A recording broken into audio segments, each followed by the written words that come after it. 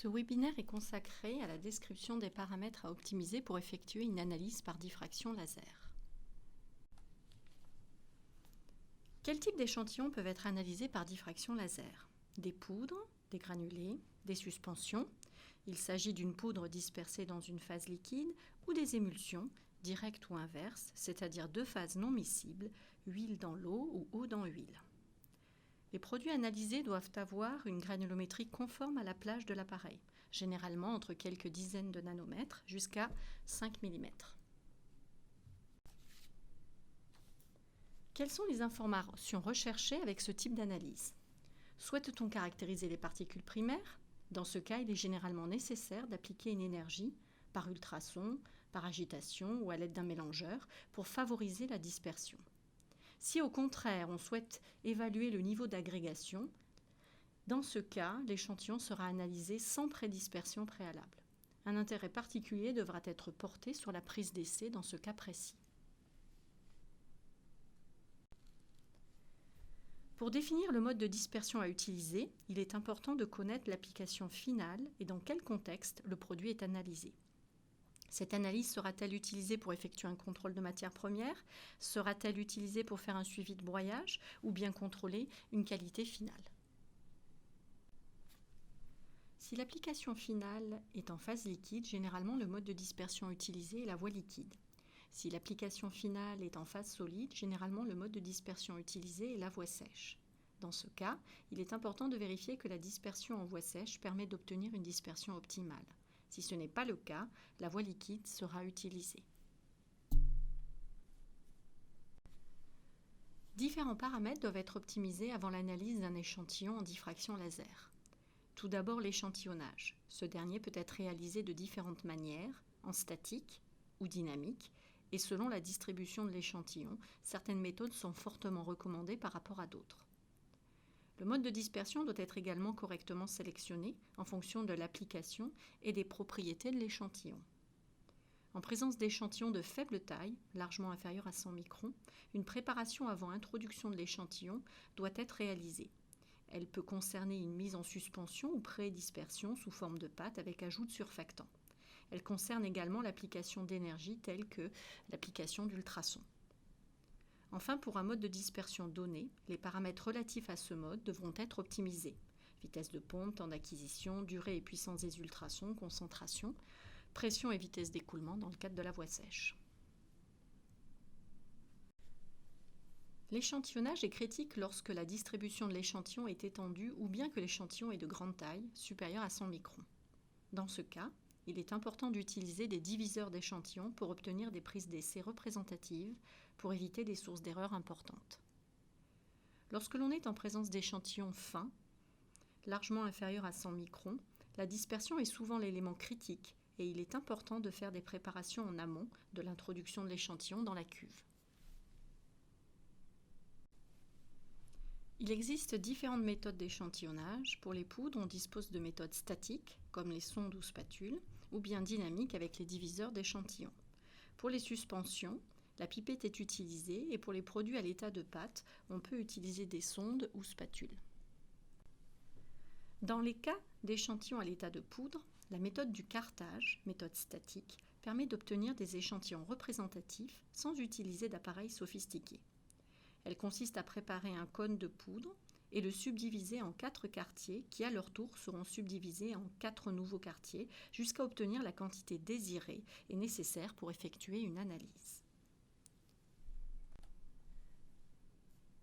Une autre méthode statique est l'utilisation d'une spatule. Cette dernière est bien adaptée aux distributions resserrées, monodisperses ou moyennement monodisperses. La spatule est placée dans le flacon de poudre et de petites quantités sont prélevées et entièrement versées dans la cuve d'analyse. En présence d'échantillons polydisperses, cette méthode peut conduire à des ségrégations et n'est généralement pas recommandée. Les méthodes les plus efficaces dans l'échantillonnage restent les méthodes en dynamique. Les diviseurs mécaniques, tels que le rifleur, sont parfaitement adaptés aux distributions polydisperses. La poudre est placée dans le diviseur et à chaque passage, 2 sous-échantillons sont obtenus. L'échantillon est subdivisé jusqu'à obtenir la juste quantité pour l'analyse. Un autre type de diviseur dynamique, le diviseur mécanique rotatif. Plus coûteux, ce dernier permet d'obtenir plusieurs sous-lots en un seul passage, tous parfaitement représentatifs. Pour des suspensions, en présence de distributions polydisperses, il est conseillé d'effectuer un prélèvement sous agitation. La pipette est placée à une position d'environ 1/3 du fond du bécher, éloignée de la zone du vortex. Ce tableau donne un aperçu des écarts-types obtenus sur un mélange de sucre-sable polydisperse en fonction du type d'échantillonnage. Les méthodes conduisant aux écarts les plus importants sont les méthodes statiques, avec la spatule la moins efficace devant la méthode de cartage. Les méthodes en dynamique permettent de réduire considérablement les écarts-types, le diviseur rotatif étant le meilleur outil d'échantillonnage. Le choix du mode de dispersion est important lors d'une analyse par diffraction laser. Il dépend des propriétés de l'échantillon, la fluidité de la poudre, sa facilité d'écoulement, sa bonne mouillabilité en voie liquide, sa densité, solubilité, mais également de l'application finale, solide ou liquide. Pour une application finale à l'état solide, on essayera ou préférera utiliser une voie sèche pour caractériser l'échantillon, à condition que les conditions de dispersion le permettent.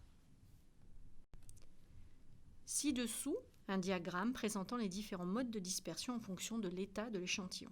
Dans le cas d'une suspension ou d'une émulsion, la mesure sera forcément effectuée en voie liquide. Dans le cas d'une poudre, le choix dépendra de différents critères. Un des critères est la quantité de poudre disponible. Si elle est faible, la voie liquide est préférée à la voie sèche. Si elle est importante, aussi bien la voie liquide que la voie sèche peuvent être utilisées. Un autre critère concerne l'hétérogénéité de l'échantillon. Si elle est faible, aussi bien la voie liquide que la voie sèche peuvent être utilisées. Si elle est importante, dans ce cas, la voie sèche sera préférée car une quantité plus importante peut être analysée, ou bien la voie liquide en utilisant dans ce cas un diviseur d'échantillon. Un autre critère est la densité de l'échantillon. Si elle est faible, aussi bien la voie liquide que la voie sèche peuvent être utilisées. Si elle est forte, la voie sèche est préférée à la voie liquide compte tenu de la dispersion verticale. Un autre critère concerne la friabilité de l'échantillon. Si elle est faible, aussi bien la voie liquide que la voie sèche peuvent être utilisées. Si elle est élevée, la voie sèche, à faible pression ou en free fall, devra être utilisée. Un autre critère concerne la fluidité de l'échantillon. Si elle est faible, la voie liquide sera préférée à la voie sèche. Si elle est élevée, aussi bien la voie liquide que la voie sèche peuvent être utilisées. La réactivité de l'échantillon peut être également évaluée. Si elle est faible, aussi bien la voie liquide que la voie sèche peuvent être utilisées. Si elle est forte, la voie sèche sera préférée à la voie liquide. Dans le cas de la toxicité, si cette dernière est faible, aussi bien la voie liquide que la voie sèche peuvent être utilisées. Si elle est élevée, la voie liquide sera préférée à la voie sèche. En voie liquide, en résumé, pour effectuer une analyse, différentes étapes doivent être respectées. Chercher tout d'abord un liquide porteur adapté, puis vérifier si l'utilisation d'un surfactant est nécessaire ou non, puis vérifier si l'application d'énergie est nécessaire pour améliorer la dispersion ou non en amont de la mesure. Pour la voie sèche, la préparation se limite à regarder le comportement à l'écoulement de la poudre. En cas de poudre cohésive avec un écoulement difficile, on peut tester différents types d'accessoires, différents types de goulottes avec différentes formes et revêtements, ajouter des poudres pour fluidifier l'écoulement, passer le produit en étuve avant analyse dans le cas de poudre sensible à l'humidité. Pour la voie liquide, le liquide porteur peut être déterminé dans un premier temps à partir de la fiche de sécurité du produit. Dans la section 9, Physical and Chemical Properties, un champ Solubility est défini. Le liquide porteur sélectionné doit répondre aux critères suivants. L'échantillon doit être insoluble, inerte dans ce liquide. Aucun phénomène de dissolution ne doit apparaître. L'échantillon doit avoir une bonne mouillabilité, c'est-à-dire que les molécules de solvant doivent entourer correctement les particules. Si ce n'est pas le cas, il faut trouver un surfactant permettant d'améliorer la mouillabilité ou passer à un autre solvant. Le test du Bécher expérimental est souvent utilisé pour évaluer l'efficacité du surfactant. Le principe du test consiste à prendre la poudre et à la verser dans plusieurs béchers remplis avec le même liquide porteur ou différents liquides porteurs. En versant la poudre à la surface du liquide, si la totalité de la poudre tombe au fond du bécher, alors la mouillabilité est correcte dans ce milieu. En revanche, si une partie de la poudre reste à la surface du liquide, dans ce cas, un surfactant doit être ajouté. Un surfactant sera donc sélectionné puis ajouté goutte à goutte. Dès que la poudre en surface tombe au fond du bécher, la quantité est considérée comme suffisante pour l'analyse.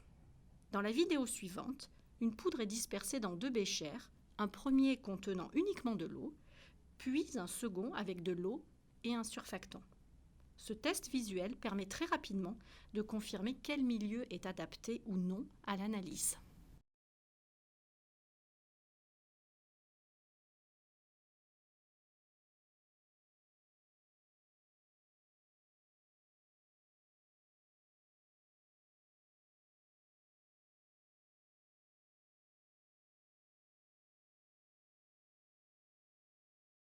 Il existe différents types de surfactants, des surfactants ioniques et non ioniques. Les plus couramment utilisés sont le polymétaphosphate de sodium, qui est anionique, le polypyrophosphate de sodium, qui est également anionique, l'IGEPAL CA630, anciennement nommé nonidette P40, qui est non ionique, le SPAN 80 ou sorbitane triolate, qui est non ionique, le Twin 80 ou Twin 20, qui est non ionique, et le Triton X100, qui est également non ionique. Lorsqu'un surfactant est requis pour la mesure, il est nécessaire d'optimiser sa concentration. En l'absence de surfactant, les particules restent agglomérées et donc la distribution surévalue la taille de grandes particules. En présence d'un excès de concentration, le surfactant forme des micelles et les particules se réagglomèrent. Il est donc important d'ajuster correctement la concentration. En termes de préparation, l'ajout d'énergie est parfois nécessaire pour assurer une bonne dispersion des particules et assurer une bonne interaction du surfactant à la surface de ces dernières. Ces énergies peuvent provenir de l'utilisation de mélangeurs, d'agitateurs ou d'ultrasons. Dans le cadre des ultrasons, on distingue les bains à ultrasons par rapport aux sondes à ultrasons généralement plus puissantes. L'ajout d'énergie le plus communément utilisé est les ultrasons. Les ultrasons forment des bulles microscopiques ou des cavités produisant un cisaillement. Généralement, cela a pour effet de casser les agglomérats. Pour certains échantillons, on peut voir un effet inverse et dans ce cas, les ultrasons ne seront pas préconisés. En fonction du type d'ultrason, l'efficacité de dispersion est différente. Les bains à ultrasons sont généralement moins efficaces que les sondes. Quel que soit le type, il est important d'ajuster la puissance et la durée des ultrasons. Pour des matériaux friables, la puissance utilisée devra être faible, sinon on risque d'endommager l'échantillon. Ces différents diagrammes présentent l'effet théorique et réel de l'application d'énergie comme les ultrasons ou bien l'application de pression dans le cadre d'une mesure voie sèche. En théorie, avec l'application croissante d'énergie en ultrasons ou pression, la taille diminue pour atteindre un palier correspondant à une dispersion optimale du produit. En continuant à augmenter l'énergie, d'autres phénomènes peuvent apparaître et conduire à une fragmentation de l'échantillon. Dans la réalité, l'observation du palier n'est pas toujours évidente, car lors de l'application d'énergie, des phénomènes simultanés de dispersion et fragmentation peuvent avoir lieu. Une fois l'échantillonnage, le choix du liquide porteur, l'ajout d'énergie évalué, il reste à optimiser le protocole de mesure. Que dit la norme ISO 13320 ? Pour des mesures en voie liquide, on doit étudier le choix du surfactant, la dispersion avec et sans ultrasons. Pour la voie sèche, une titration pression en fonction de la taille doit être réalisée. La reproductibilité dépend de la méthode d'échantillonnage, de la polydispersité de l'échantillon. Pour un coefficient de variation supérieur à 1%, un diviseur d'échantillon est généralement fortement recommandé. Elle dépend également de la manière dont le protocole est optimisé en voie liquide ou en voie sèche. Pour évaluer la robustesse d'un protocole, différents types de tests sont réalisés. Les mesures de répétabilité, il s'agit de la même prise d'essai, des mesures successives sont réalisées dans les mêmes conditions, analysées par le même opérateur sur le même appareil. Ce type de test permet d'évaluer la stabilité d'un protocole. Pour les mesures de reproductibilité, il s'agit de prises d'essai différentes, dans les mêmes conditions, analysées par le même opérateur sur le même appareil. Elles permettent dans ce cas de tester la robustesse du protocole et l'efficacité de l'échantillonnage. Généralement, le processus utilisé pour développer un protocole est le suivant. On effectue une première prise d'essai. Le produit est dispersé dans le liquide porteur sélectionné. L'agent dispersant est ajouté si nécessaire. Ensuite, une série de 3 mesures successives sans ultrasons est réalisée pour regarder la stabilité de la dispersion dans le temps. Puis, 3 mesures successives avec ultrasons par incrément d'1 minute d'ultrasons sont réalisées. Sur une prise d'essai, 6 analyses sont donc effectuées. 3 sans ultrasons, 3 avec ultrasons. En fonction des résultats, le protocole est ainsi défini. Premier cas, si les mesures avec et sans ultrasons donnent la même distribution, les ultrasons n'ont donc pas d'effet, ils ne seront pas utilisés dans le protocole. Dans ce cas, des mesures sont relancées sans ultrasons avec différentes prises d'essai pour tester la reproductibilité. Deuxième cas, si les mesures avec ultrasons donnent une distribution plus fine, il est donc nécessaire de les appliquer. Les mesures de reproductibilité seront relancées dans les mêmes conditions en intégrant la durée optimale d'ultrasons. En ce qui concerne les paramètres d'analyse, en voie liquide, la vitesse de pompe doit être correctement définie. Dans le cas d'émulsion, une faible vitesse doit être appliquée pour éviter tout risque d'endommagement du produit. A l'inverse, pour des produits de grande taille, supérieurs à 1 mm, ou denses, la vitesse utilisée doit être élevée pour limiter les risques de ségrégation. Dans le cas d'échantillons standards, une vitesse intermédiaire est utilisée, et sur les appareils Oriba, elle correspond à une valeur de 5 ou 6 dans le logiciel sur 15 niveaux proposés. Dans cet exemple, nous avons présenté 2 types de poudres sur lesquelles différentes vitesses de pompe ont été appliquées.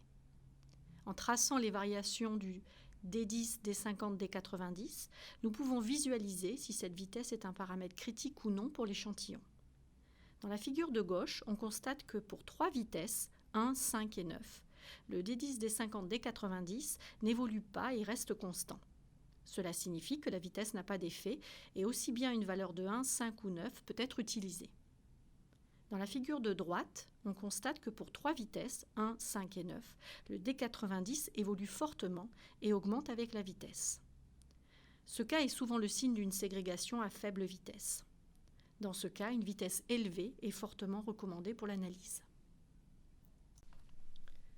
Le temps d'acquisition est également un paramètre étudié. En présence d'échantillons monodisperses, quelques secondes suffisent pour obtenir une bonne statistique.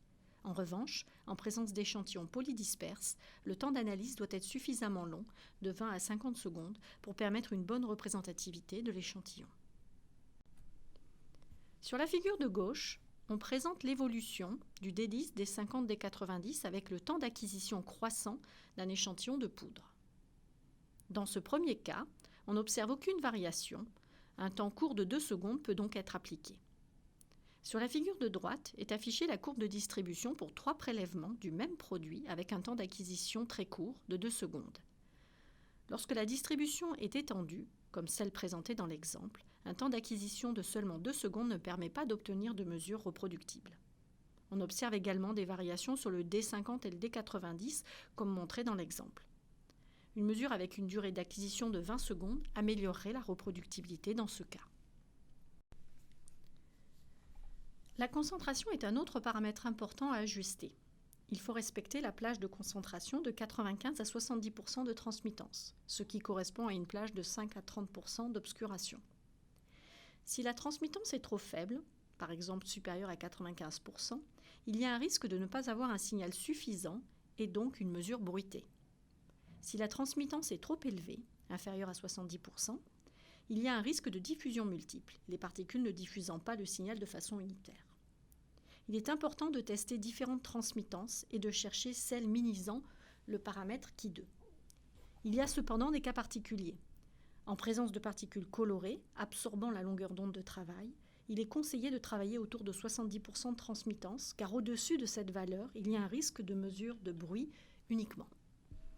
Pour les poudres polydisperses, telles que les sols, on peut travailler à des transmittances autour de 60-70%. Si l'on reste à des transmittances plus élevées, la prise d'essai est généralement non représentative. Une cuve de large volume peut également être conseillée.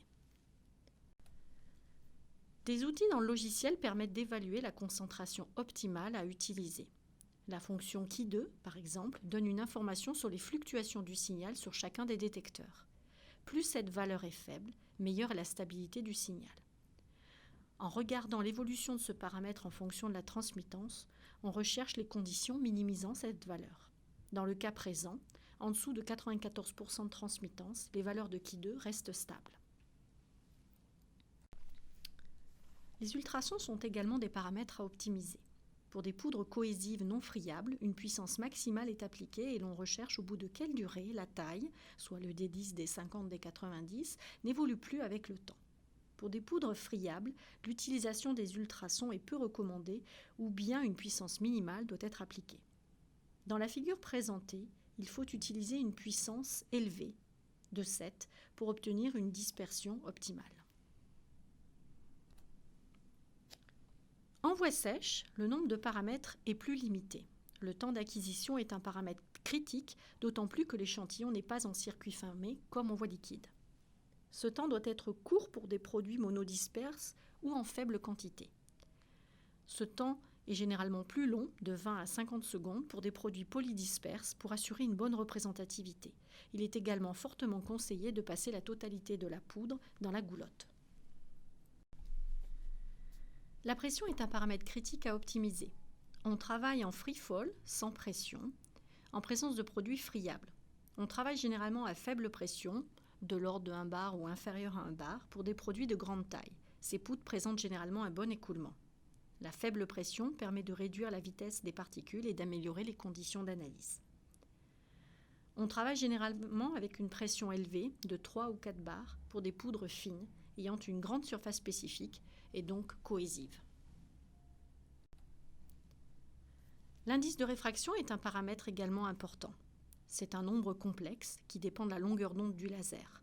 La partie réelle indique le ratio vitesse de la lumière dans le vide par rapport à celle dans le matériau. On trouve assez facilement sa valeur dans des tables. La partie imaginaire, appelée coefficient d'extinction, définit l'absorption du matériau par rapport à la longueur d'onde de travail. Cette partie est plus délicate à trouver et généralement on s'appuie sur des règles simples. Pour un matériau non coloré, non conducteur, la partie imaginaire est fixée à 0. En revanche, pour un matériau coloré ou conducteur, la partie imaginaire est non nulle. Ci-dessous, quelques exemples de parties imaginaires pour différents matériaux. Pour des poudres blanches, non conductrices, telles que les latex, les émulsions, la valeur de la partie imaginaire est fixée à 0. Pour des poudres métalliques ou fortement colorées, on fixe la partie imaginaire généralement à une valeur de 1. L'indice de réfraction est le dernier paramètre que l'on optimise pour une mesure par diffraction laser. Une fois les mesures reproductibles, différentes valeurs d'indice vont être testées et celles minimisant les écarts entre le spectre mesuré et celui calculé seront conservées. Ci-après une étude de cas en voie liquide sur un échantillon de sol polydisperse. Sur ce graphique est représenté 3 mesures de répétabilité sur l'échantillon de sol sans ultrasons. Dans le cas présent, le produit évolue légèrement avec le temps. On observe une décroissance des valeurs cumulées à 10% et 50%, le D10 et le D50, avec le temps. Des ultrasons sont ensuite appliqués. Sur ce graphique, 3 mesures de répétabilité avec ultrasons sont réalisées sur l'échantillon de sol. Avec l'application d'ultrasons, le D50 se stabilise entre 2 et 3 minutes d'ultrasons. Les mesures de reproductibilité seront donc réalisées avec un minimum de 3 minutes d'ultrasons.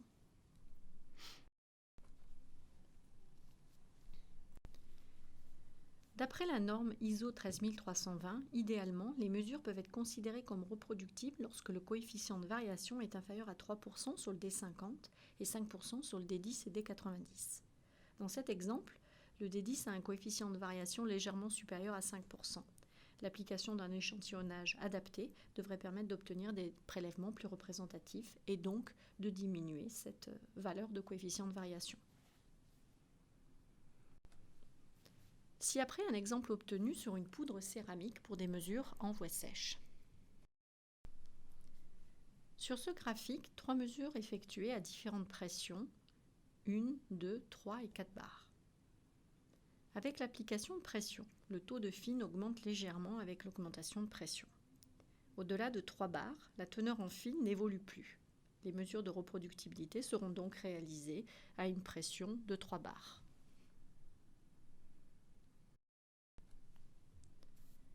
Dans le cas présent, les mesures sont parfaitement reproductibles à 3 bars. Le coefficient de variation est inférieur à 3%, quelle que soit la valeur cumulée du D10, D50 et D90. En conclusion, le choix et l'optimisation d'un protocole de mesure en diffraction laser nécessitent de prendre en compte un certain nombre de critères, tels que l'hétérogénéité de l'échantillon, pour vérifier s'il est nécessaire ou pas d'effectuer un échantillonnage approprié, la nature de l'échantillon et ses propriétés d'écoulement, l'application finale, qui va conditionner le mode de dispersion à utiliser, ainsi que son optimisation pour conduire à des mesures reproductibles. Lors d'un prochain webinaire, nous parlerons de l'optimisation des indices de réfraction.